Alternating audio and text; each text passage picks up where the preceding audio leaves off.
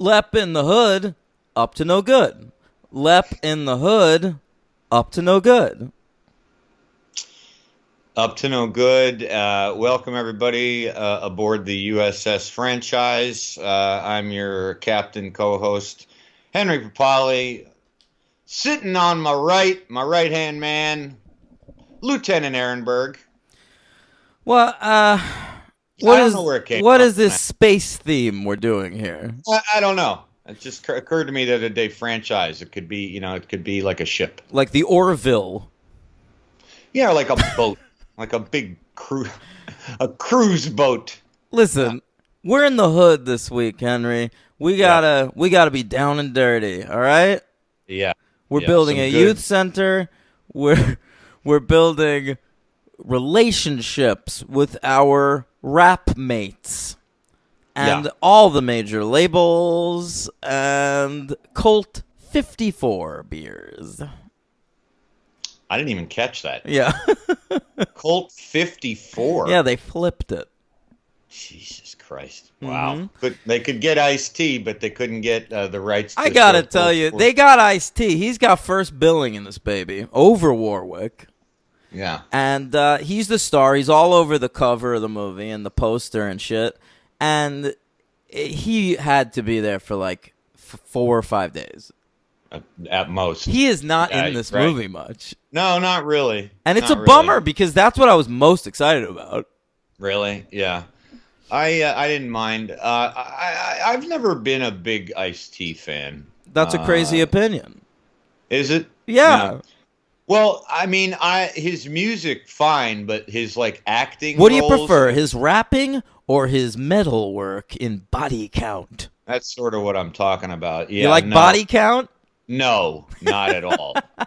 Yeah, but if I had to choose between the ices, I definitely am an Ice Cube. Well, Ice Cube's legit, man. America's Most Wanted is.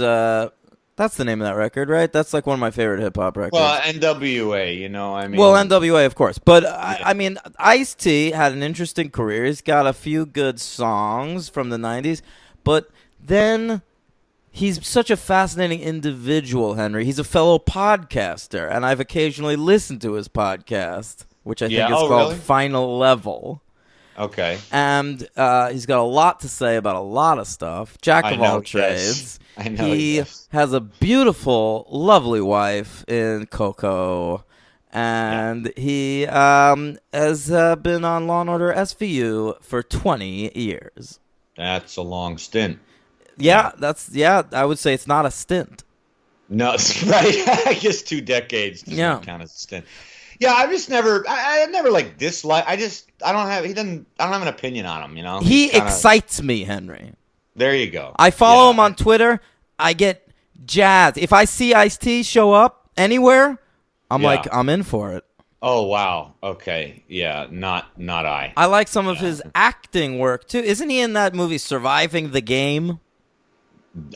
Sounds vaguely familiar, but I associate him that's Ice-T. There he is. I fucking love that movie. All right. I associate him with New Jack City. Yeah, he's in that too, man. Yeah.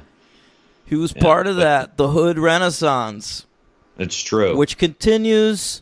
I would say Leprechaun in the Hood is very much, a daughter of Boys in the Hood. Very, very much. Or menace to society. Maybe an adopted, estranged daughter. I felt as though Leprechaun Back to the Hood, we were going even further back where the influences were like Breakin'. Yeah. Because Leprechaun in the Hood is kind of like trying to be a silly movie. It reminded me more of like a, what's that movie? I'm Gonna Get You, Sucker. Oh.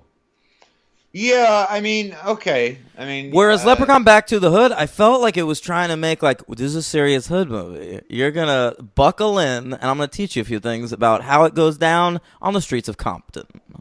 That could be true. I can kind of see that. There's definitely a way bigger goofiness factor in the first one, The Hood. However, having said that, spoiler alert, if this is humanly possible. I preferred Back to the Hood. I 100% disagree, Henry. Yeah, I thought you would. I'm gonna Yeah. say Leprechaun in the Hood is now the only Leprechaun movie that I'm gonna go ahead and say I liked. Really? Yeah. Wow. I enjoyed watching it. I can't say that about either of these. No, I completely understand that. Yeah, But the yeah. closest I've come to Okay. sitting there and watching a Leprechaun movie and enjoying myself Yeah. was this first Hood movie. So you were on the verge of enjoyment. Very much so. I was right there. Yeah. I was sitting next to enjoyment, trying to put my arms around it. All right. Okay. Well, hey, let's get there. Let's get into it. Did we say our names? Yes, I Okay. introduced us both. I appreciate I that. took care of it. Yeah. So Leprechaun in the Hood comes to us well after Space, right? There's a little break. Yeah. Yeah. Oh, 3-year break. Perfect. 3 years. Okay, Right. so it comes out March 28th, 2000. So listen, right around St. Patrick's Day.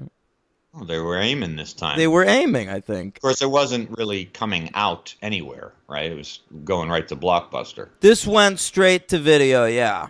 I want to say maybe the Sci-Fi Channel had a deal where they showed it like just a week or two after it came out on video. Because I think that's where I watched it. Did the Sci-Fi Channel exist in 2000? Of course it did. It wasn't called Ye- Sci-Fi like it is now, but it was the Sci-Fi Channel. Okay. You tune into the Sci-Fi Channel for Andromeda reruns. They had Mystery Science Theater 3000 back then. Oh, wow. All right. It's like Yeah. a lifetime ago. So I didn't- know. Okay. Yeah. This is pre-Battlestar. Battlestar reinvented that network in the year of our Lord 2003, I believe. Okay. All right. I get it. Okay. New director, Henry. Yeah. Rob Spira. Before this, he had directed mainly softcore porn. It's 100% true. And since this movie, he's gone on. He did a couple other horror things, some straight-to-video family movies. He works. 10 episodes of Army Wives. 8 episodes Wow. of Criminal Minds. He's only directed like one movie in recent years. It's called The Sweet Life. Looks like he's going for like maybe a kind of a quirky indie. Oh. Yeah. Rob Spira. Rob Spira. It has the female lead in this movie is Amantha from Rectified. Oh, there you go. Yeah. She's good. She's great. Yeah. Maybe that's good. Yeah. So Rob Spira, of course, a white guy. Don't expect to see black guys at the helm of these Compton set films. But so he's directing. We have new writers, Doug Hall and John Huffman. And I believe Rob Spira takes a story credit. Yeah, sure. All right, so I'm looking these guys up now. Doug Hall. Hey, he's gone on to work. He's a black fella. So he's writing on Blackish now. Okay. And he's currently working on a remake of White Men Can't Jump. A remake? Yeah. Come on. Yeah. This other fella has not done anything. Okay. So he's but this Hall guy, he knows what's up. White men cannot jump. Right. I will say Great movie. absolutely great movie. I'll say that this movie was nominated for an award. All right. All right. Now, I saw this on Wikipedia that Warwick Davis was nominated for the Video Business Video Premiere Award for Best Actor. Now, this is a straight-to-video award show. Okay. Now, it took a lot of Googling to find this. Sure. It's defunct now for many years, but I was able to find who he lost this award to. Okay. All right? Yeah. So the winner of the 2000 Video Business Video Premiere Award for Best Actor was Courtney B. Vance for a straight-to-video movie called Love and Action in Chicago. Wow. All right? Wow. Well, he worked his way up the You'll be the loving ladder that. there. He's Johnny Cochran. I just saw him inexplicably married to Julia Roberts in the movie Ben is Back. Didn't we talk? Wasn't he in the remake He's of like The a Predator? foot shorter than she is. No, you're thinking Oh, of really? Sterling Brown, you fucking racist. I was thinking of the OJ show. You're thinking of Darden. Yeah. I'm talking about Cochran here. Cochran. Yeah, okay. But look at this movie. I don't even have the right actor pictured still in my He head. won Best Actor, Courtney B. Vance. And Eddie Jones, he plays Eddie Jones. He's an agent with the U.S. State Department's elite Eliminator Corps. He eliminates people the government doesn't want around. But he needs to change his life. All right? So he's the star. Looks like Regina King's in it. Look at this cast, actually. Straight to video. Regina King, Jason Alexander, Kathleen Turner, and Ed Asner. Jesus. What a film it was. That a motley crew of wow. Yeah. Courtney B. Vance won, and I'll tell you what. It was nominated for Best Directing. Kathleen Turner, Jason Alexander, and Regina King at the DVD exclusive awards, Henry. They were all there. They were all nominated. So what a sweep for Love and Action in Chicago. Do you think they went? No. Okay. Did they have an award ceremony, do you think? I don't know. That'd be great if they did. That's what I'm imagining. Warwick probably went. I can just sure. picture his little face disappointed in the crowd. Henry. Yeah. You want to do our list for 2000? Sure. Surely. I got to find mine. Yeah, I figured. I find them early in the day, and then I'm like, all right, so I got that. I don't have to do it. Yeah, but it works out. Oh, that's what I do. It works out because that gives me time to get my theme songs ready. So, okay, I'm ready. All right. We just did these for Unbreakable, so let's go fast. What number 10? All right. Yeah, I'll skip my HMs. It's Unbreakable. Unbreakable. Okay, that's your number 10. My number 10 is Oh Brother, Where Art Thou? Great movie. Number 9, Tigerland. Tigerland. Okay, my number 9 is American Psycho. Great movie. Number 8, Best in Show. My number 8 is Boiler Room. Sorry, I missed that. Boiler Room. Oh, listen to Henry. He's breaking up over there. I could tell. Henry? Yes. Can you hear me? Ugh. What's your number 7? Snatch. Okay, my number 7 is Best in Show. Well done. Number 6, Boiler Room. My number 6 is High Fidelity. All right, 6 High Fidelity for you. Boiler Room for me. All right, what's your number 5?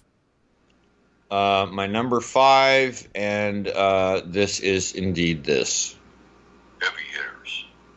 These are the grand slams, the slap shots, the three-pointers, the touchdowns, the curling when the puck gets close to the circle. These are the heavy hitters of the franchise. Heavy hitters. Bamboozled. I went with Unbreakable.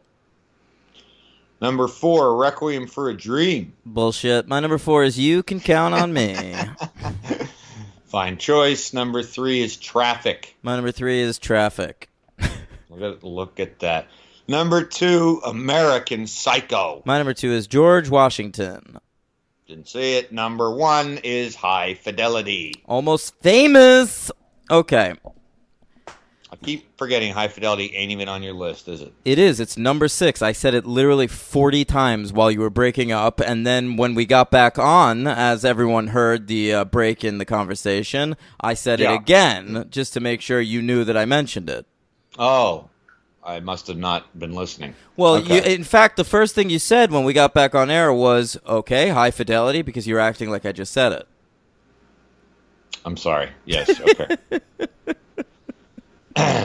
Let's Leprechaun in the Hood. I get rattled. I get rattled with technology, folks. Okay. It's alarming. We start with a flashback, Henry. Yeah, we sure do. I got a little confused. Well, so not a good sign. We're watching Leprechaun in the Hood. You're already confused. I was trying to decipher what decade we were in. Really? Did Ice-T's platform shoes and afro with pick not clue you in? Well, it clued me in that it was probably the 70s. Yeah. I would say it was the 70s. But since we were in 2000, going to jump that far, I didn't know how much time. I was overthinking it probably.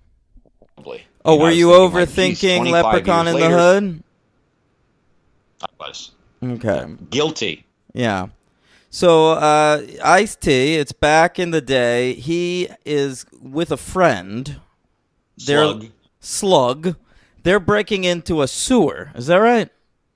That's what it looked like to me. All right. So they get into this sewer, and there's a McDonald's laid out and a Colt 54 beer. And they're like, fuck, because they went down there to find magical treasure, of course. Yeah, they heard about it, right? Yeah, I don't know where. Maybe that CD-ROM. No, it's too early. It's the 70s. Right. Yeah. From the 8-track. Yeah, sure. So they break in, then they accidentally find the leprechaun. Now, the leprechaun is in this hidden chamber of the sewer, and he's got that amulet. Well, it's actually a different amulet. So I don't know how many amulets there are that can turn the leprechaun into stone. I would imagine, given the chronology of these movies, is probably spread all over the world. How long do you think the leprechaun has been stone at this point when Ice-T finds him? That's a good question, because this is the first movie to take place, or am I wrong, like pre the year it's... I think that's right, because I think we've seen the leprechaun. We've seen the leprechaun 1,000 years ago, Henry. We've seen the leprechaun 100 years from now. Right. But we have yet to see the leprechaun in between. Like, what was the leprechaun up to between 1,000 years ago, searching for his princess, and in 1991 or whatever it was when he's killing that Irish guy? Yeah, right. So he could have been frozen in stone for a very, very long time. That's right. Maybe a few hundred years. But how did he break out? And then when we meet him in 2000, he's stone again. Right. That's all true. It's all very confusing. Yeah. Yeah. Yeah. Told ya. Sure. Yeah. So he's got that amulet thing on, and Ice-T finds the gold, opens it up, sees a golden flute, Henry. And he's like, this is all the gold I need. Which was very strange to me. Well, he must know what it did. I guess. So the golden flute, as it turns out, can when you play it, it sort of hypnotizes the listener and makes them think that they love what you're playing.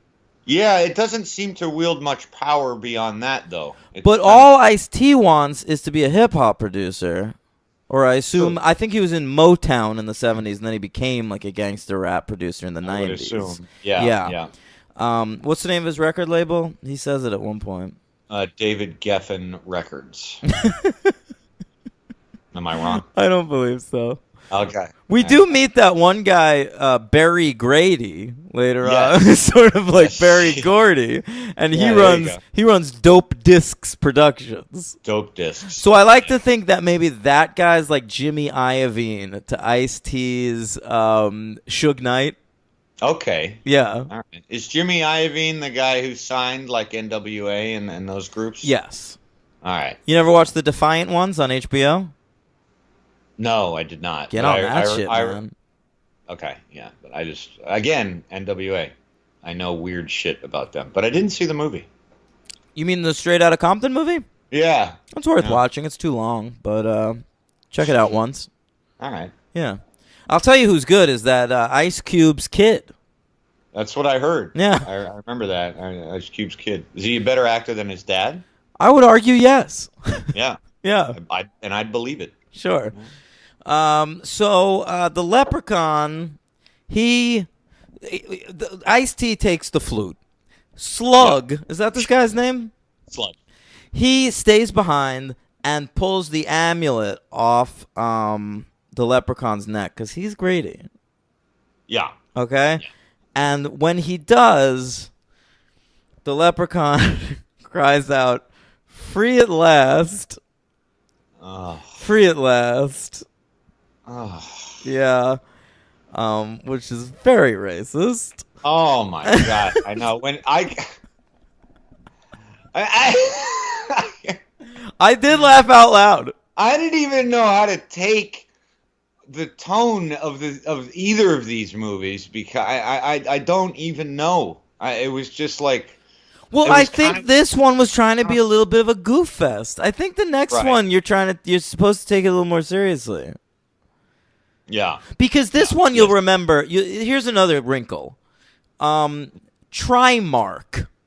is the company that had the rights to the Leprechaun. They made the first 5 movies. And the first 5 movies get successively goofier.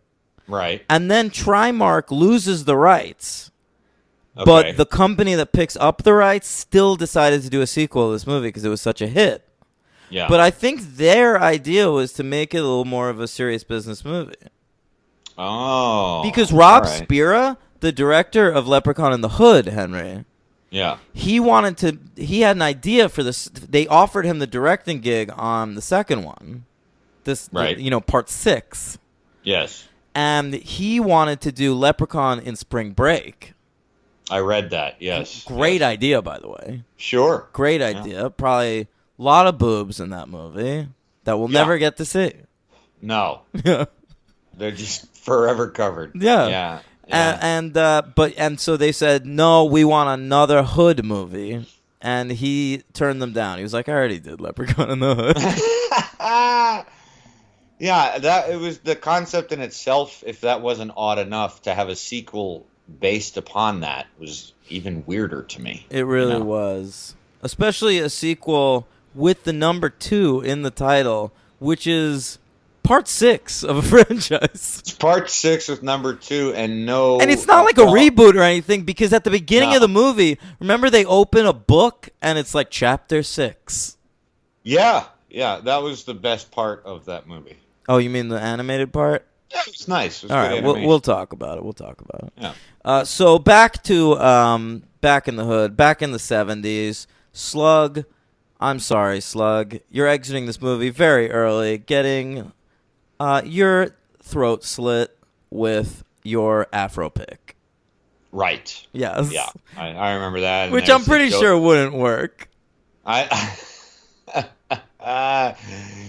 Yeah, I mean that'd be a sharp pick. This happens all the time in horror movies to me. When it's like it looks like it works on the screen, but like if you think about it too hard, you're gonna lose your mind. I remember there's an episode of Buffy. You know, you could kill a vampire by beheading. And there's one episode where like there's a vampire who's like reaching into a car, and Buffy like closes the door really hard on his head. Yeah. And he gets decapitated and turns to dust, and I'm like, I'm pretty sure you could swing that door as hard as you fucking want. You're not decapitating this guy. I mean, unless it's in motion, I don't know. Yeah, it sounds suspect. I think so. Yeah. All right. So Ice-T. Well, and then Ice-T has a bunch of stuff in his afro as well. Right? Isn't he the one pulling stuff out? Oh, that's right. Out. He's got a baseball bat up there. That's pretty good, Henry. That's funny. Yeah, I guess it was. It was. Yeah. If that was in like Undercover Brother or something, you'd laugh at that. I agree. Yeah. I agree. I think that some of the jokes was just me suffering from leprechaun fatigue. Well, I understand, but this movie kind of got me back on board briefly. Did it? Yeah. For me, it was like a war in the 5th year. You know, I'm just kind of a hardened veteran at this point, so it's going to take a lot. I understand. That's how I felt watching Space. Yeah. All right. Yeah. So we cut to present day 2000. Very much Yeah. pre 9/11. But we meet our 3 up and coming neighborhood rappers. Yeah, Well, 2 rappers and a DJ. It's a real Run DMC setup. that's true. We got Postmaster P. I've got a real problem with that name. Post. All right, let's hear it. His name is Postmaster P, okay? Fair enough. Postmaster, it's like a job that someone might have, and it's like a boss kind of a job. It's all right. It's like calling Karl Malone the mailman or something. Okay. My problem with the name is that there's a rapper named Master P. Oh, correct. So Correct. this just makes it sound like this guy is like Postmaster P. He's after Master P. He's after Master P. Yeah. Yeah. Oh, interesting. Okay. Yeah, so that really bothered me. What are the other rappers in this crew? We got Stray Bullet. Stray Bullet, sure. And he's kind of a fast rapper. That's why he's named that. I think the idea is he's supposed to be like Busta Rhymes, except none of these rappers stay on beat in any scene in this movie. I didn't catch that because I was distracted every time they rapped by how un-2000-y the rap was. It's kind of 80s-y, isn't it? Very much so. It was very strange. Well, it is funny because like their whole shtick at the beginning is they're going to be like positive rappers, and that was like a little bit of a movement in the early 90s where there were rappers that only rapped about like peace and love and shit, and it tended to be the rappers that wore a lot of like African heritage kind of wear. You know what I'm talking about? I mean, I know the movement you're talking about. I don't remember their garb. Yeah, but, and they were rappers. I feel like a lot of these rappers were of the wiggity whack kind of a school. It just kept striking me how anachronistic it was. I mean, I'm no hip hop expert. You're the authority on this duo, but like, wow, it hit me like it was like. Really? We're still doing like my name is Postmaster. Really? It really was like that. My name is Postmaster, and I'm here to say I like to rap in a postal service way. I'm not FedEx or UPS. You better get your dress from Payless. There you go. Thanks. There you go, boyo. Okay. Actually, that was sort of a Leprechaun. Sure. 1 through 4 rap, right? Incomplete. Well, oh my God. I mean, they're fully complete in this one. Yeah. We'll talk about it at the end. But so who's the DJ? Butch. He's sort of the comic relief, right? Butch the Virgin. Oh, that's right. That comes up a lot that he's a virgin. It reminded me, of course, of Colton from The Bachelor. But he dies, doesn't he? Yeah. And he dies a virgin. He dies a virgin. That's so sad. In a dress, in a lady's dress. He really does. I forgot about that. So do you know any of these actors? Not a one. So Postmaster P is this fellow, Anthony Montgomery. People will know this guy. He's a TV actor. He was on that Scott Bakula Star Trek show.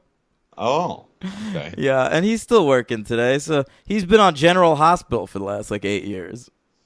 General Hospital. I'm looking them up. The one I recognized was Stray Bullet, but he's not working anymore. I only recognized him from a shitty, I think, WB sitcom that I watched a little bit of. Yeah. All right. Stray Bullet. Yeah. Finally, Red Grant plays Bush. He's a comic, a stand-up comic. I think he's still working. Okay. All right. So that's our main guys, Henry. Yeah. It starts with them auditioning to be professional rappers at a local nightclub. Yeah. And it doesn't work out, okay? Not at all. Not all at right. all. Meanwhile, they go to audition for Ice-T. Ice-T gives them a shot. Yeah, they give him a tape. Mm-hmm. And Ice-T says, there's something here, but I'm not that into it. And then what happens? Well, I believe, if I recall correctly, they give him a cassette tape, but he just says they just rap in front of him anyway, right? Is that right? And Well, I think they just give him a beat tape. right, They give him right. like one of Butch's fucking patented Okay, there you classic go. beats. Right. And so he says, I don't like it. I like gangster rap. Well, that's the whole thing. He doesn't like their Right. positive vibes. This is now this is really shows you that whoever wrote this movie was mainly thinking of like mid 90s East Coast West Coast rap wars kind of a thing. Okay. Because like that was the whole thing at the time was guys like Common back who's like really famous now like couldn't get off the ground back then because he was like positive rapper and like the hot shit was you gotta be gangster. And so then like even like positive rappers like Will Smith has like a gangster influenced rap album from like the mid 90s just because that was what you had to do to stay relevant in rap. Yeah, I never heard that. It's called Code Red. I bet. Check it out, gang. So that was around the time of Bad Boys, maybe even a little before that. Sure. So how does the Leprechaun come back to life? I don't remember. He's in Ice-T's office. I remember that much. He's as a statue. Oh, right. And Butch. They come back to rob the place out of revenge. Oh, that's right. See, Ice-T doesn't sign them, and so they go back because he's got all this treasure sitting around his office. Right. And they're going to steal the shit, and I believe it's Butch that takes the amulet off of the Leprechaun. Yeah. It's and he comes back to life. Correct. And the Leprechaun goes after them almost, it seems, exclusively because of the flute. He really wants that back. He really wants the flute back. At one point, he comes across a gay fella, and he says, I didn't come to play with fruit. I only want me magic flute. Holy shit, I missed that line. Yeah. Oh, my God. The rhyming, by the way, which was a little bit missing in space, back. Full force. Oh, yeah. I mean, that was extremely noticeable and unfortunate. That they, maybe because of the rapping theme to this movie, they were complete rhymes. I will say that. They were. No, absolutely. Sort of disappointed me because I was kind of missing the half done. You just wanted to bring your bit back. Yeah. Yeah, the half done limerick, know. Yeah, right. So well, whatever. He's back. I missed that line. That entire character, that was so strange. Which so character bizarre. are you referring to? The transvestite. I don't know if we call them that anymore. But, transvestite? Someone yeah. who dresses like, what do you call him? Just cross-dresser, like Ed Wood. Cross-dresser or a gender queer. I don't know. Oh, boy, I missed that boat. I thought transvestite was still okay. I don't think it's a thing anymore. But anyway, so every once in a while, folks, I'm not as woke as I think. There's a couple of characters like that floating around the fringe of this movie, and I liked all of them. So one of them is that cross-dresser guy who they seem like total pals with. Yeah, it's weird. They because they're all patently homophobic. There's plenty of homophobia to go around in this movie, but then there's also this like they dude. Don't mind him though. Yeah, he's just dressed as a lady, and they all are pals with him. And they're not even that grossed out when at one point they think he's fucking the Leprechaun. That is very true. Yeah. So in a certain sense, they're homophobic liberals. I think that's right. Sort of like Eminem. Yeah. Well, like a lot of people with prejudices like that, they get the swath of people, but then they actually know one, and find out this is it's a good guy. Sure. Yeah. All right. One. So we meet Postmaster P's grandmother, who I'm a big fan of. Yes, so we get to she gets to be blind. Yeah, she's a real stereotypical old lady, which I like. She's blind. She only wants to feed everybody. And at one point she says, "I need someone to massage my bunions." Yeah. Oh. Yeah. Yeah. We're in I think I read in one of the 2 reviews that are actually posted about this movie. A couple they called it in a certain way, blaxploitation movie. Oh, well, What do you think of that? I think that's kind of what it's going for. The 70, I mean, opening with Ice-T in the 70s wearing platforms and a fucking fro wig, like, I mean, I think points to that. And, I'm Gonna Get You Sucker, which this movie reminded me of, is a blaxploitation parody. Right. I don't think it's straight blaxploitation. Blaxploitation movies kind of played it straight, but with like a wink.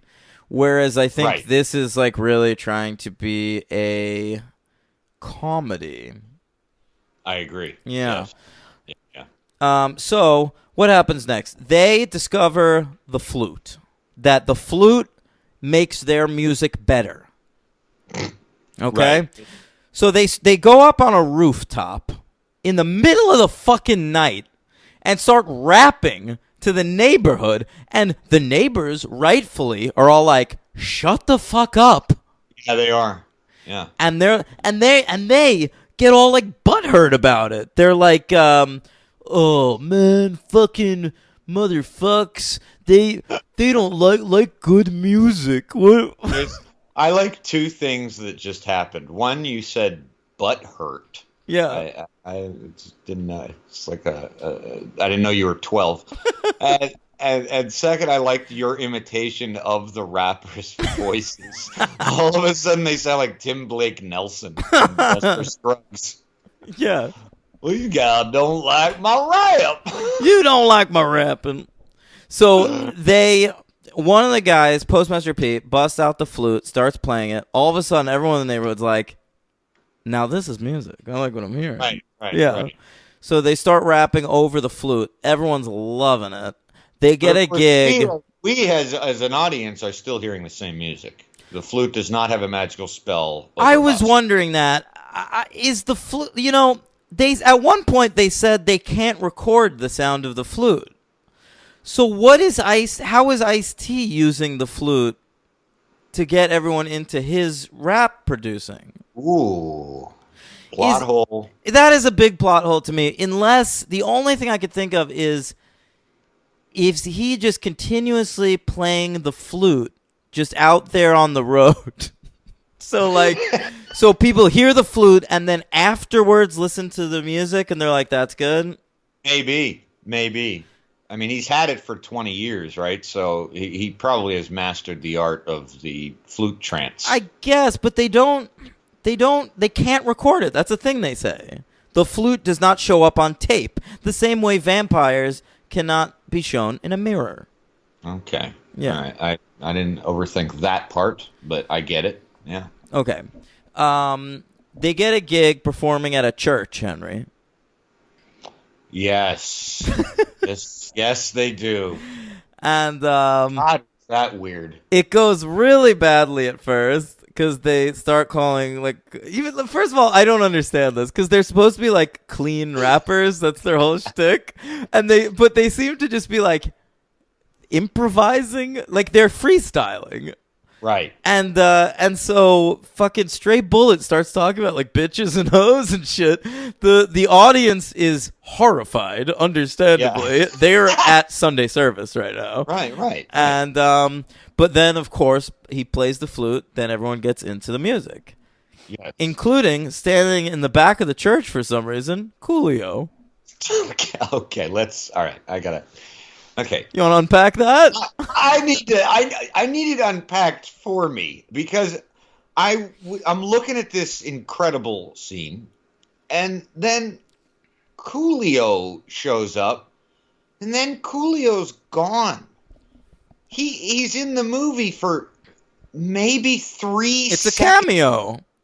But I mean, he's fucking like I thought he was like in the movie, and No, so then he's not. He's in this movie about as much as he's in Batman and Robin. yeah, like well, that was longer, but yeah, but it's so strange. Like I almost missed him.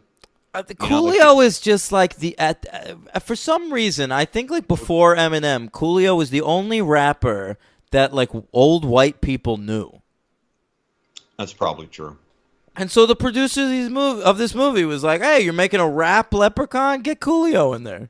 Yeah, Coolio was available. Yeah, he's always available. He's around. I saw him on Celebrity Wife Swap once. Oh, there you go. Yeah, Oh. he was great. I forget who he Alright. swapped. I think he might have swapped wives with Mark McGrath from Sugar Ray. Oh, ooh. Yeah. Okay. All right. I gotta tell you, Coolio did not seem like a good husband. I'll be honest. No. Yeah, he seemed like pretty mean to his lady. I think like his lady like was hanging out with Mark McGrath and it was like, this is a goddamn pleasure. Oh, well, maybe she just wanted to fly.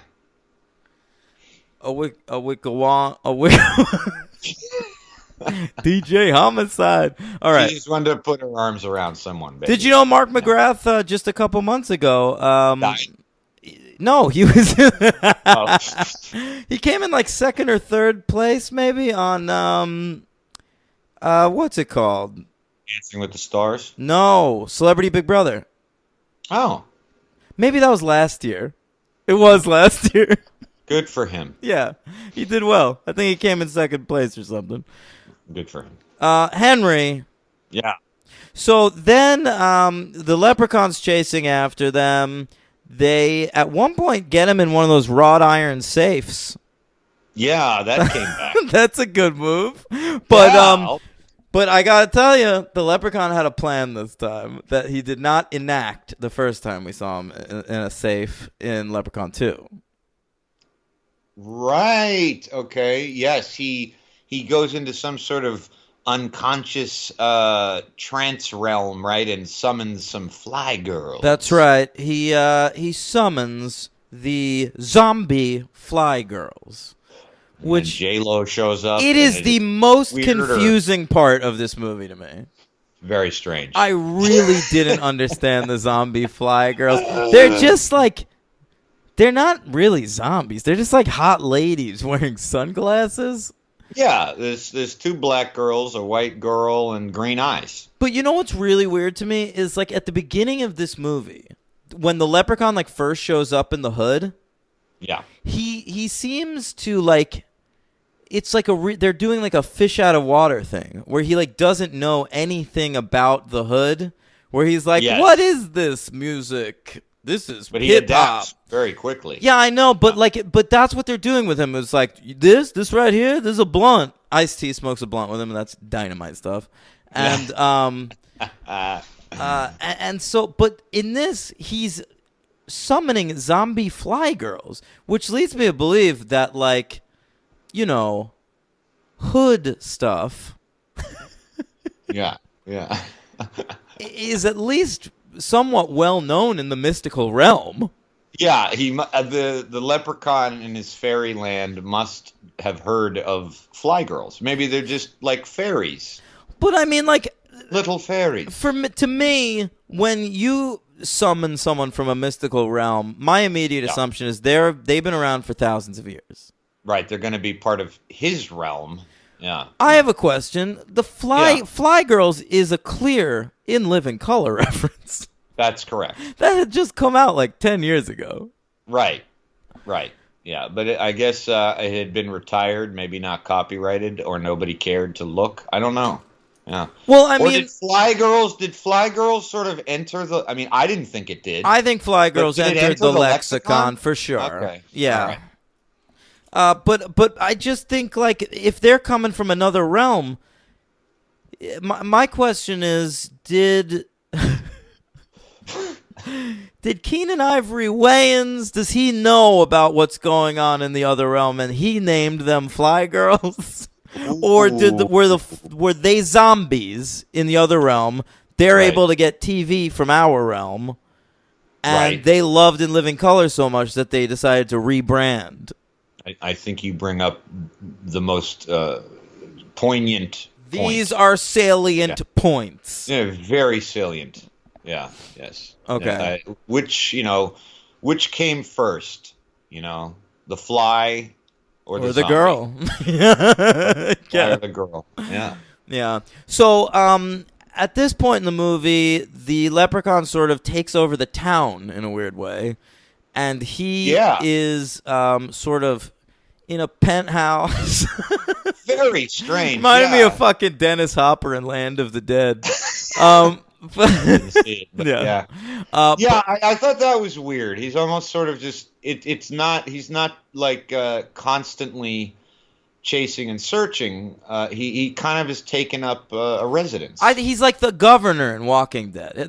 I'll go with something you'll know There about. you go. Yeah, he's sort of like running the situation in Compton. Right. I think it's Compton, right? I believe they just say assumed that. so. I'm white. Okay. But so he's like taking all the women in town, and I believe fucking all of them and killing them, or at least turning them into zombie fly girls. Is that right? It was not made clear. Yeah. It's assumed sexual relations were had, but I don't know what he does afterwards. Yeah. I tried not to think about it too much. Sure. So the boys here, they decide they're going to dress like ladies to infiltrate Right. this place. And,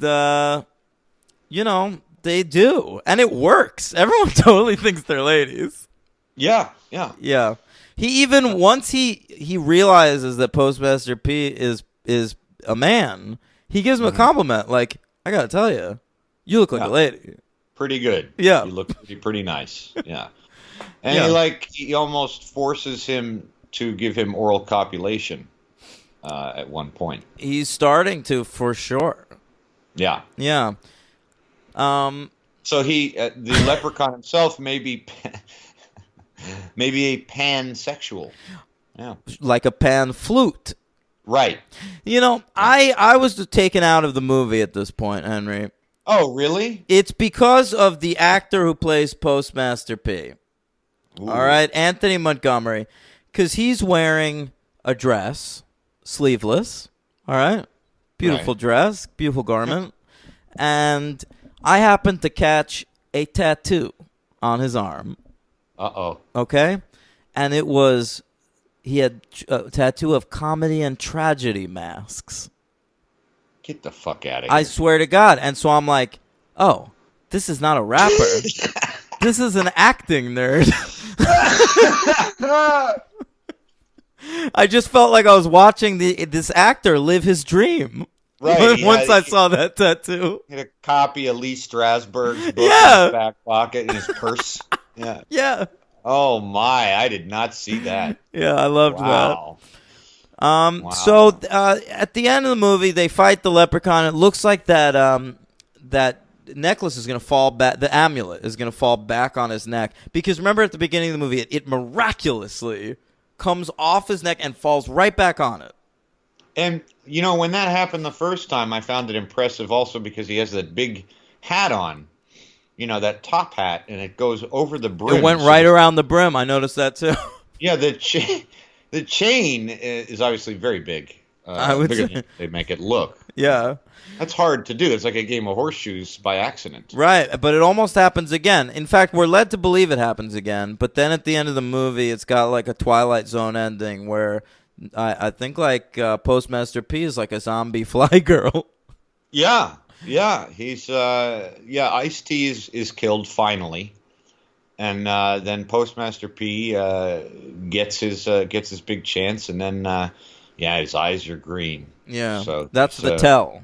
That's why the ladies wear sunglasses. Right. Yeah, and that's why he was wearing sunglasses. That's right. Well, the second I saw him wearing sunglasses, I was like, oh, he's a zombie.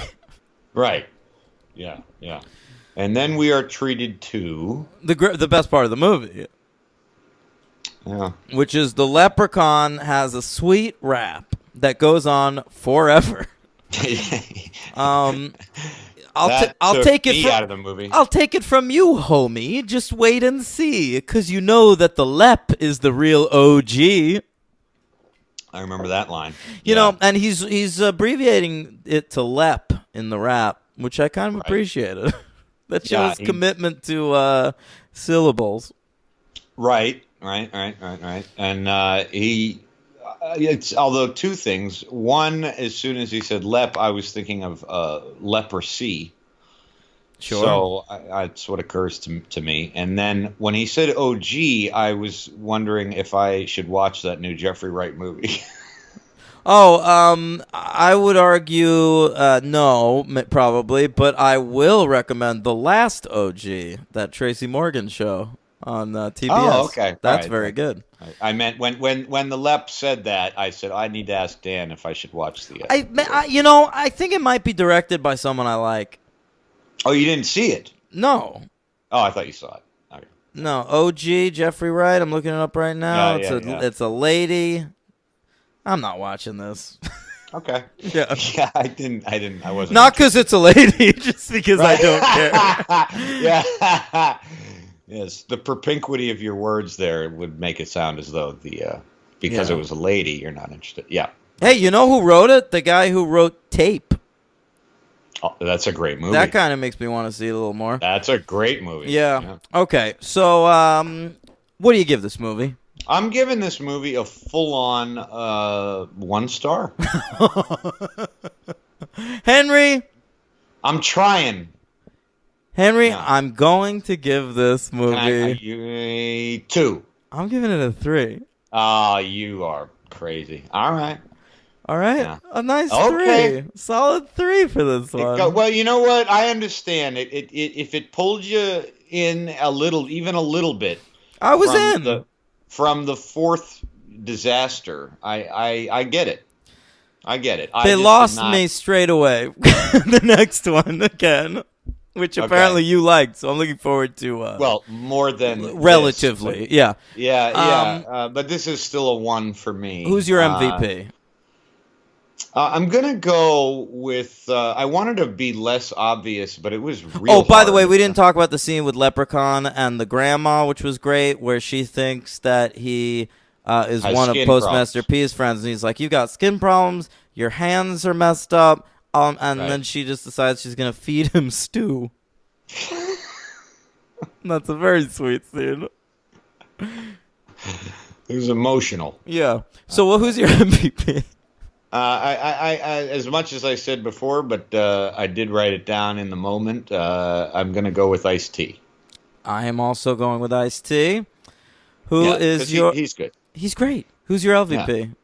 My LVP is going to be not the first time I've done this, but it's going to be Warwick Davis.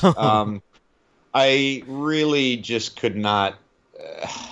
Maybe if they'd put him rapping at the beginning, I could have continued on with a smile, maybe. But at the very end, I'm just exhausted, and so then and then it's like I can't. I feel like I can't turn it off because I need to see it. So, but I preferred when, and also just because, again, preferred the movie when he wasn't on screen. Okay. I'm giving MVP to Ice-T, of course. My LVP, this is for a character, not an actor, okay? Yeah, I think I know, but go ahead. Who do you think it is? Well, you've talked some shit about Postmaster P. No, I don't mind Postmaster P. He's fine, but there is this fucking character in this movie, Henry, and it is the Asian owner of a pawn shop. We spend a lot of time in pawn shops in these movies. Oh, my. The character's name is Chow Yun P. The actor's name is Jack Ong. And he just spends this entire movie. He shows up like 2 or 3 times in the movie. And it is just like the worst. It makes like Long Duck Dong look like we're like doing great work for like for like foreign relations. No, you're right. They should have just put like buck teeth and a straw hat on this guy. Yeah, his whole role is just like, oh, you hippity hoppers, Like, Right, it's he's, horrible. like, working on a railroad and shoveling in a rice paddy. It's bad. It's awful. And this poor actor Yeah. just died 2 years ago of brain cancer, Henry. Is that right? Yeah. Probably from watching this fucking movie over and over again. Oh, boy. I hope he wasn't spending his time watching this movie over and over again. Oh, lordy, lordy, lordy. Yeah. Okay. Well, that's a 1 and a 2. It sure is, Henry. Let's move along. Oh, I have superhero count? superhero I'd count. love to hear that. There's a 2 count here. Ice-T? You gotta wait for Okay. 1 second.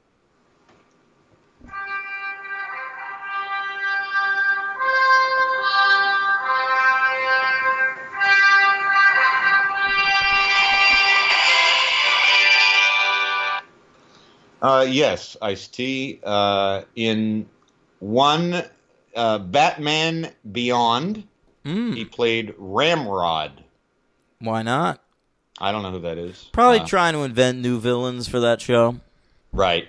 And then I wasn't going to include it. I have included it in the past, but because of recent debate debacles, I will slowly phase this out. But he was in, as you know, Tank Girl. Oh, he's great in Tank Girl. Tank Girl's a superhero, Henry. You can include her. Okay, thank you. She's played so Sea good. Tank. He's what is he? A bunny? He's like, I believe so. I never or like a saw- kangaroo. I think he's like a mutant kangaroo in that. Okay. Yeah, I remember his ears, but I Yeah. didn't see the movie. Oh, you should. It's legit good. Yeah. I love that movie. That's Lori Petty. That's right, and we've covered the director Rachel Talalay. Remember, she directed Freddy's Dead: The Final Nightmare. Oh, wow. Look at that. Yeah. Okay. And then one more, Coolio, of course. Batman and Robin, of course. Now, Right. And one more thing, too. okay. He's in the director's cut of the 2003 Daredevil. That is true. Oh my God, that's the biggest part of that movie. If you watch the director's cut, there's this whole Matt Murdock lawyering storyline that is cut out. It's like a 20-minute storyline that's just totally cut out of the final movie, and Coolio is like the defendant or something. Wow. Okay. Yeah. Oh boy. All right. Yeah. Interesting. Now, very interesting that you picked 2 black actors. I mean, I say actors.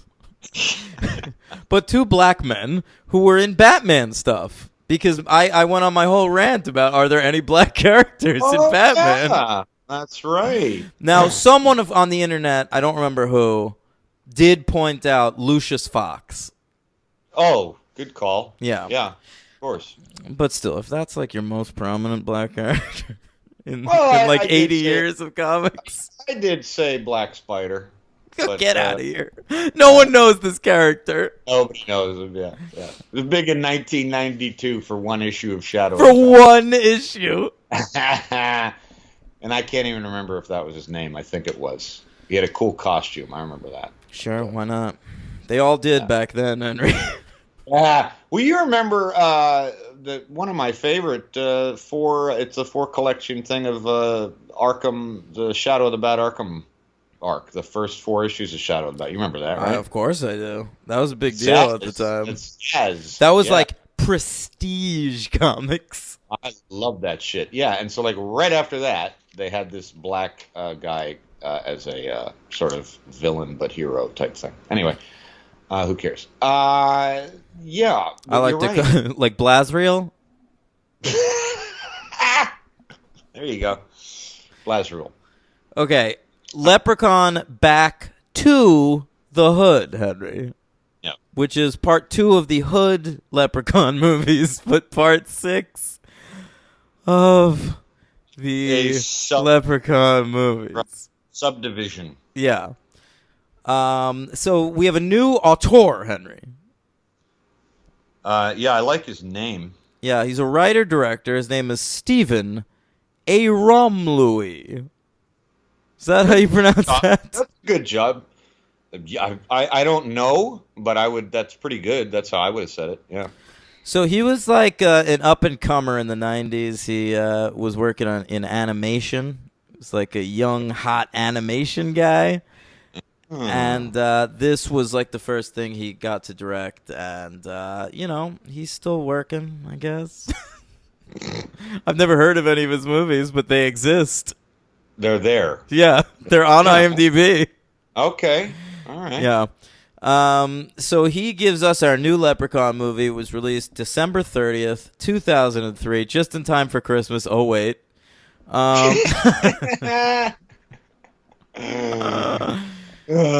want to do our 2003 lists? Sure. All Not right. a year we get to too much, oddly. I don't know why. Let me just find my list. Yeah, you go ahead, find the list. What have we covered? I have it in this book We somewhere. did it, Kill Bill. I know we Kill did Bill, that. eh? Yeah. All right, why don't Well, you give us a start? I'll give you a start. Number 10, 2003. Found the it. last, Well done. Number 10. The Last Samurai. Oh, God. Yeah. You silly little bitch.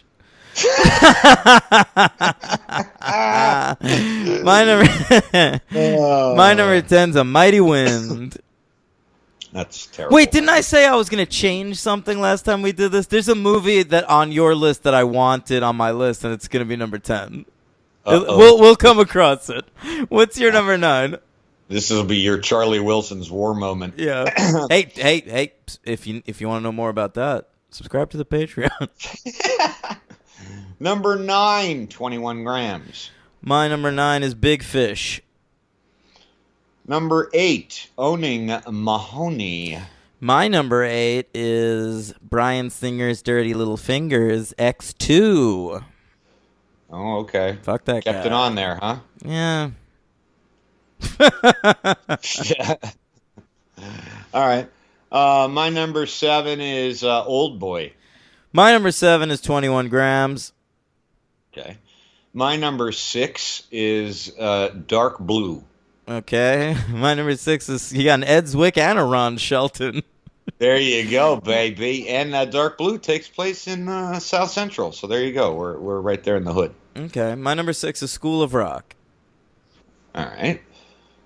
Number 5, heavy hitter, Kill Bill Volume 1. Right. Okay. I think I forgot to put that on this list when we covered Kill Bill. So let's say that's my 10, although it should be higher. And my number 5 is Willard. Okay. Besides A Mighty Wind, there ain't a bad movie on these lists so far. Well, on my list. What's your number 4? My list. City of God. Great movie. My number 4 is The Shape of Things. Okay, didn't see it. Number 3, The Station Agent. Number 3, American Splendor. That's in my HMs. Number 2, another one of your faves, Master and Commander, The Far Side of the World. Thanks for the full title, brother. Of course. My number 2 is All the Real Girls.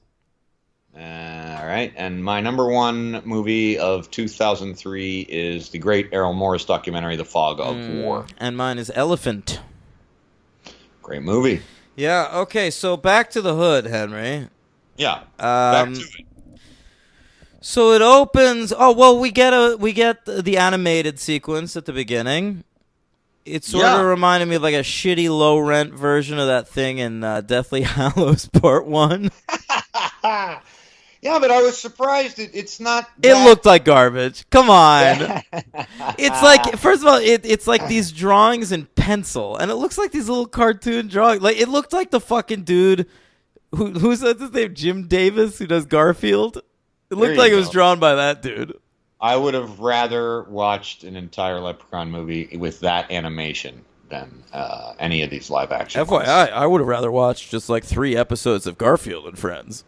I'd have done that. I would have watched the Bill Murray Garfield. I would have rather watched just like a bunch of episodes in a row of that Garfield interstitial with the farm things. Sure. Yeah. I would What's that rather called? watch the Watchman paneling. The Watchmen The Watchmen paneling. Remember the Curse of the fucking whatever when they released Watchmen? Oh, the they came Black out with- Freighter, of course. Yeah, and they did it like a panel. You know what, Henry? It's good. I'd rather watch Leprechaun Back to the Hood. Ooh. Yeah, I didn't see it. I didn't see that part. Yeah. Okay. All right, so it starts. It opens 1 year ago, and I guess from 2003. I assumed so. So it's 2002. The Leprechaun is chasing down, I want to say, a priest, and some sort of minister, reverend, whatever. Yeah, he kills this guy, Father Jacob. Now, this Father Jacob was trying to get a local youth center off the ground, Henry. And with his death, the youth center is in disarray. It's just like a boarded-up construction zone in the middle of Compton. Correct. But weirdly, all the youths of the neighborhood hang out there. Still use it. Yeah. Anyway, I don't need the playground. We were treated to a pretty sweet opening death, right? It was like a Jason Goes to Hell thing going on there. You mean when the leprechaun gets pulled underground? Yeah, that's true. A bunch of hands reach up. Where are they taking this guy?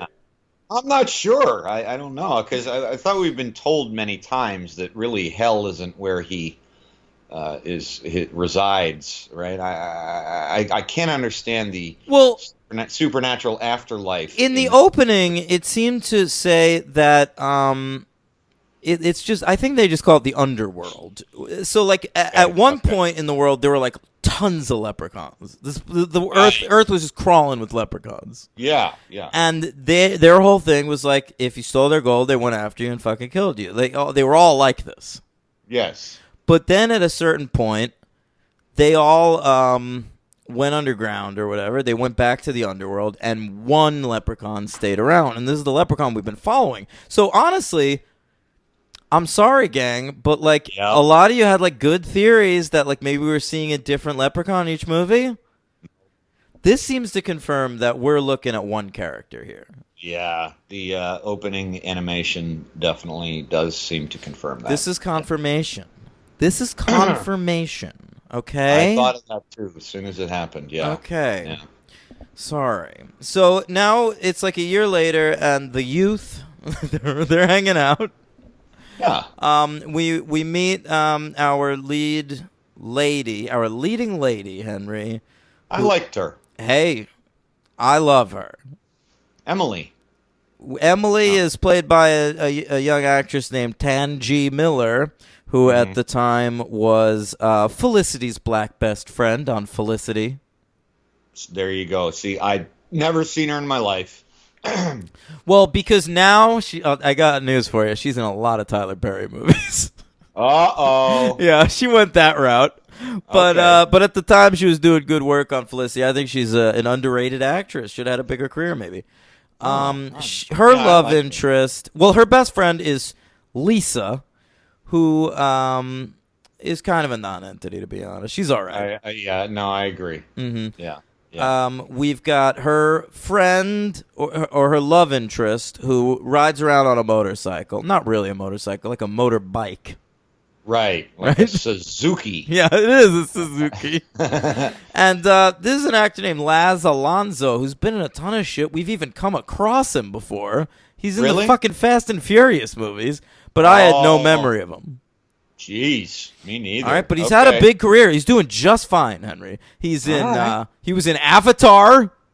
Whoa! All right, the biggest movie ever made. Wow! And upcoming, apparently, in the new Garth Ennis comic book adaptation, The Boys.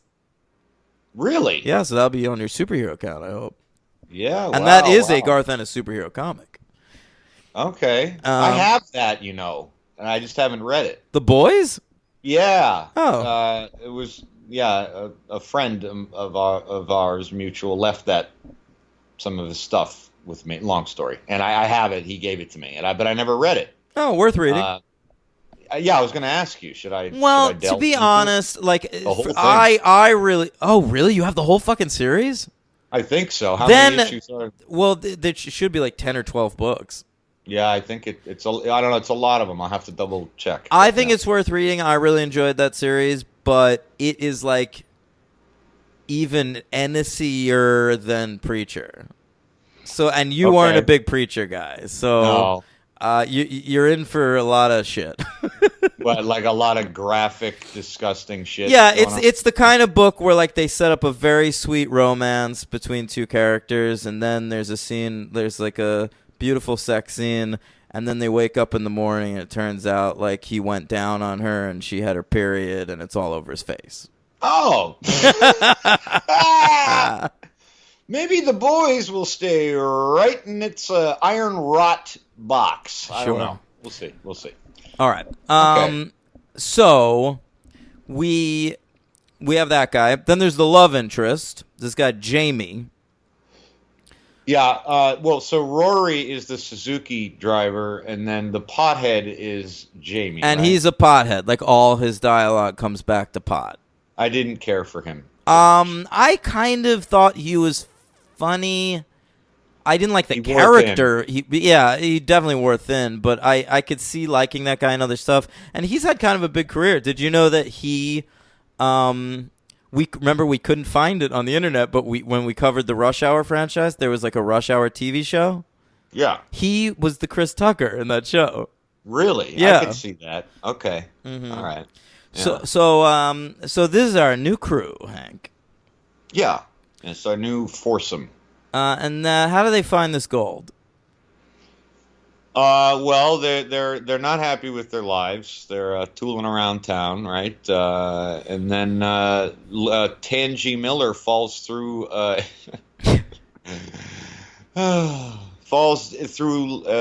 crack in the ground and winds up down there with Rory, right? And they find the gold. That's right. The minister had buried it. Yeah. Oh, that's right. So they find the gold. The leprechauns in the underworld. Smooth sailing, right? Yeah, it's over. Good. It's yeah. One thing I liked in this movie, Henry, was the gold has a cap on it. You are right. How about that? It's got a top. We've been complaining about this the whole time. Just put a top on your gold. It keeps falling out. Right. That's how people are stealing it all the time. In this, he's got a little treasure chest, so he can open it. Very true. Yeah. Very true. So I really like that. But here's one thing that really confused me. Okay. At one point, they go back to the place, and they empty out all the gold because they're gonna like split it amongst themselves. These four friends. Right. And all of a sudden, the box that they emptied out gets heavy again. Tangi Miller opens it. It's regenerated the gold. You are right, and that was weird to me too. So Henry, I don't get it. If the leprechaun, if his whole shtick is don't steal me gold, or else I'll have to find you and get it back. Well, if he could just regenerate this gold at will, right? Then who does he care? And frankly, why isn't he passing out this gold amongst all the people? Right. He could be a leprechaun philanthropist if he wanted to be. He could. Yeah. He could be a leprechaun socialist. Yeah. He'll control the produce. Yeah. You're right. He really could. He could avoid, by the way, a lot of the headaches that he causes himself by being so clumsy about his gold. Just give it away. Yeah. Give it away, man. Yeah. And they got to give it to your mama. Yeah, got to give it to your papa. Sure. And I got to get it, put it in you. Yeah. Oh, Anthony Kiedis. Love him.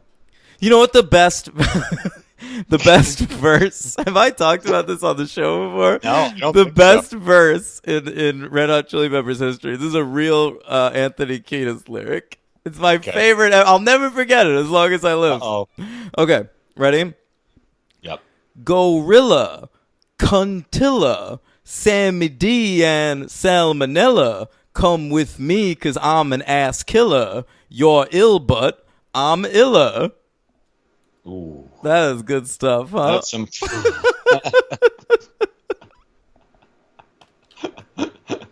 Let's see, Book of Poetry. I really Ketis. enjoyed that. That's good. That was well done. Thank you. Yeah. That's from the What- song "Get on Top." I believe it's on the Californication record. Oh, of course. I hate that song. I've never been a fan of Red Hot Chili Peppers. I went through a phase. Yeah, I think everybody does. But I never even. I mean, I remember when I was a kid, I liked "Give It Away," but that was it. I knew a guy in college, Henry, who had a tattoo of the Chili Peppers logo. And I remember asking him, like, are you going to be into them forever? And he was like, I don't, they're my favorite. I'll always love them. And I think about that guy sometimes. Like, I wonder if he's still happy with that tattoo. Still on board. Yeah. I don't know. That's a great question. Yeah, I don't know. Yeah. All right. Stadium Arcadium. All right. I owned that record. Oh, what happens next? The Leprechaun comes back, huh? Yeah, the Leppy comes back. Well, they all go get rich, right? You know what's funny is when the leper... Yeah, oh, that's right. There's like a montage of them like buying shit. And that was a montage that also... one part that was also confusing to me, too, was because it seemed like that Rory and Emily would be happy and live happily ever after together. But then there's like sort of... He just, openly cheats on her and goes back with that other woman, and That was at the party, right? right, and so it's like, wait a minute, and then later it gets even more confusing because they show a photograph of them at a wedding. So like, Oh, in this yeah. time, they got married, and Well, I got the sense a lot of time passed in this montage, Henry. a lot of time. Because I thought it reminded me of like Rocky 3. You know, when he's like buying Adrian all that shit, like his tiger jacket. Yeah. Okay. Is that 2 or 3? That the tiger jacket is 3. That's the only Okay. reason I know that, because he already has a lot of shit in 4 too. But yeah, He's got a robot in 4. That's right. Paulie. So yeah. She looks at the photograph with him later, and he's like reminiscing, and she's like, "That was 4 months ago." It seemed like so much time had passed that like it looked like the photograph was like I felt like I was looking at like the end of Back to the Future when like his siblings reappear in the photograph. Completely. And then but none of it made any sense, because she's like, that photograph was 4 months ago. So it's like, so you got married 4 months ago? I don't know if I think they're at a wedding. Is it them getting married? Thought she was wearing a wedding gown. It looked like their marriage. Oh yeah, I think you're right. Short-lived marriage, man. It's like 90 days. 90 Day Fiance. So the Leprechaun comes back, and what's interesting about this movie is normally the Leprechaun comes back with like a purpose. Like, I got to find me gold, I've got to find me flute. Let's get going. In this movie, the Leprechaun seemed to come back just thinking like, well, my gold's gone. Right. I'm like, I gotta start over. All right, I'm back on Earth. Got to get my shit together. Got to get some gold. And it's not until he's at this party, a guy offers him a sweet bowl hit. No, a bong hit. Bong hit. Yeah, he offers him a bong rip, and he takes it. And the guy he's like, takes his lighter out of his pocket. Yeah. And a gold shilling comes out. That's right. And the Leprechaun, shocked, because he's just there to hang out. It looks like he's just there to hang out, right? Yeah. Right. He It says, sets him wait a off. second here. That's me shilling. He also has Time for killing. he has a low, I don't know if he has a tolerance, I guess, a little bit, but he smokes in a couple of these movies, and then in this one he is instantly able to snap out of his self being high. When he sees that shilling, it's time for a killing.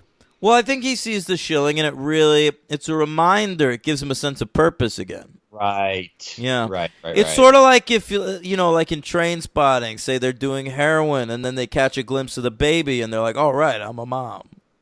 Right. Right. Right. See, he's rediscovered it. He remembers why he's on Earth. It's to kill people and find gold. Right. He's So, not there to fuck. Yeah. yeah, he's being a layabout at this party. He's trying to have a leisurely time, and then he remembers, wait a second, gotta get me gold. Gotta kill these motherfuckers. So he goes on a killing spree. And, I mean, that's the rest of the movie. The big death is that female friend, Tangi Miller's best friend. That leads to a lot of hurt feelings. And, I mean, the two best deaths. Talk about killing with objects that might not quite impale. He kills the guy with a bong. It's not even a broken bong, right? He just pushes the cylindrical top of it into the guy's stomach. Well, this is another one of those things that I struggle with. There's that moment in Halloween 7 where Jesus. Is it Joseph Gordon-Levitt who gets an ice skate through the face? Sounds right. That sounds familiar. Can that happen? Well, have you ever been ice skating? Yeah, they're sharp. I think you could slit someone's face. You could cut somebody with it, but I don't think you're gonna lodge it in someone's skull. I don't know. Yeah, I mean, I guess it's all depending on how strong Michael Myers is. I don't know. It's a good question, though. Well, I was happy to see it happen to JGL. Hell yeah, I was pumped. My ride, my porn.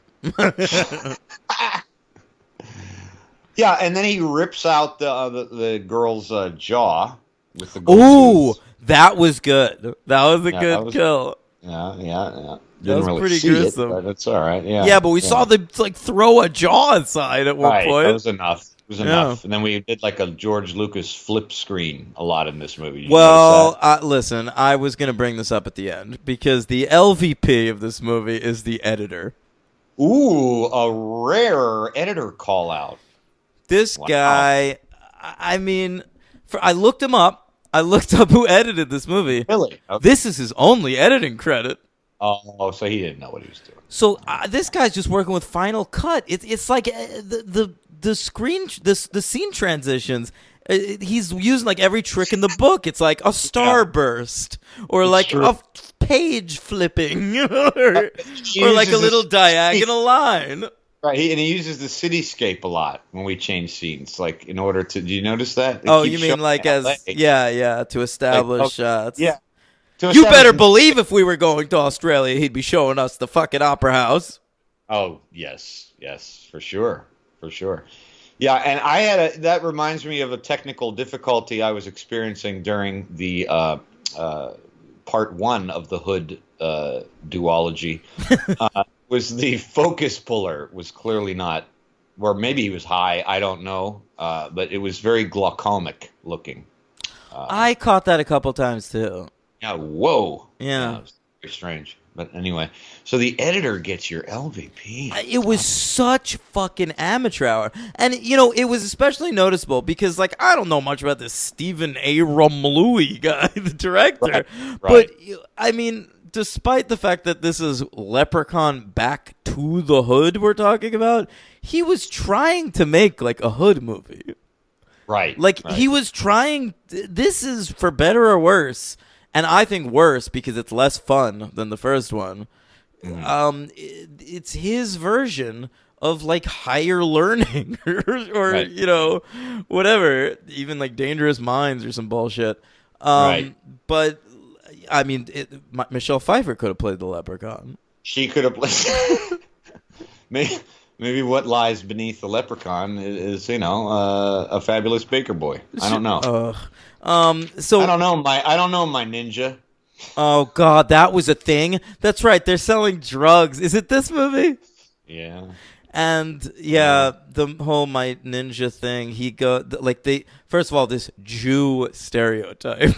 Oh my God. This fellow with a fucking Jew fro. This fucking Shylock motherfucker shows up to buy drugs. And he says, "What up, my N-word?" Yeah. And They literally did that. Speaking of the editing, they had like a car screech like to a halt. Yeah. And Everybody like, stopped playing hoops. yeah, everyone on the basketball court stares at them, and he goes, "We say ninja. What up, my ninja?" Oh my god. So bad. Ooh. Oh, Another thing, I lost track of Jamie at one point. He gets like stabbed in the knee with the bottom of a baseball bat, and then we don't see him again. Like, was he presumably killed? I think he was killed. Yeah. Baseball bat to the knee, over, struck out. Done. Yeah.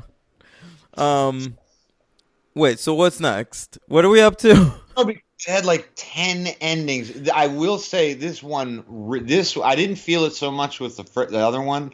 This one really feels long. It does. It does. It's ending and not ending. Oh, you know who you didn't talk about? I thought you would bring up the gangsters. Like Sticky Fingers. Oh, that's right. Sticky Fingers is in this movie. Yeah. Well, he'll be in your superhero account. You right? Yeah. So I mean, I don't know. There's a lot of characters in this movie. I don't. Yeah, it's fine. Yeah. There's a bunch of gangsters. Sticky Fingers plays sort of the henchman, which is odd because he's like, it's one of those situations where you've got like a lead guy and like a henchman, and the henchman's way more charismatic than the lead guy. Yeah, true. And also, there's that fun character who's like a fortune teller that they keep going to for no reason. Yeah, Esmeralda, played by Donzalee Abernathy. It was a performance on the level of like the fucking 3-nippled fortune teller in Mallrats. I was disappointed when I was looking up Donzalee Abernathy to find out that she is none other than the daughter of the great civil rights activist Ralph Abernathy. Well, she's making him proud. All right. Yeah, she's furthering the cause with Is Ralph Abernathy alive? I don't think so. I'm going to look that up. Was he alive in 2003? Because I like to think that maybe he had to watch Leprechaun Back to the Hood to support his daughter. Watch whatever she did, right? Yeah, I would think so. Ralph Abernathy Sr. died in... Oh, no. He was spared. 1990. Oh, he didn't get to see this. He didn't get to see his daughter's huge success. It's her huge success, and ironically, you quoted the Leprechaun quotes Martin Luther King Jr. in the other one, and she knew Martin Luther King as a kid. This Esmeralda character. Lots of connections to Martin Luther King Jr. Yes. All right, can we wrap this up? What do you give this one? I'm gonna go with a 1. I'll give this one a 2. Okay. All right. Yeah, I'm giving it a 1, but I did like it more. So when this will really come around is next week in our final rankings. You'll see what Henry really preferred over what he didn't. Well, I'll tell you what. To me, right now, I'll say I'm at Hood 1, Leprechaun 2, and Back to the Hood 3. And I don't know. I haven't thought about beyond that. Yeah, I'm looking at mine right now. I'm gonna wait till next week. Okay. I'm gonna wait for completion. That's what she said. All right.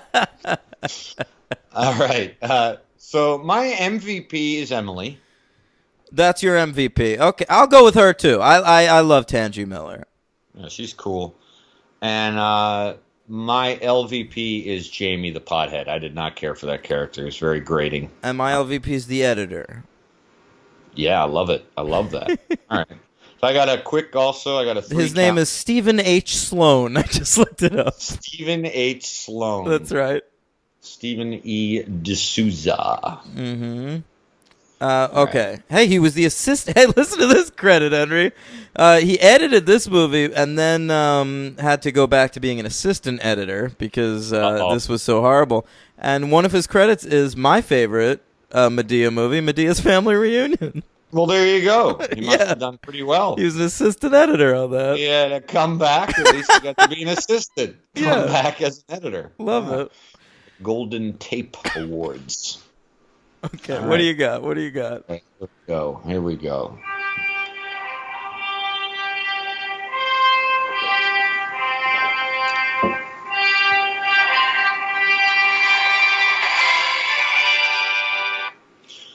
Donzalee Abernathy as Merelda Yeah.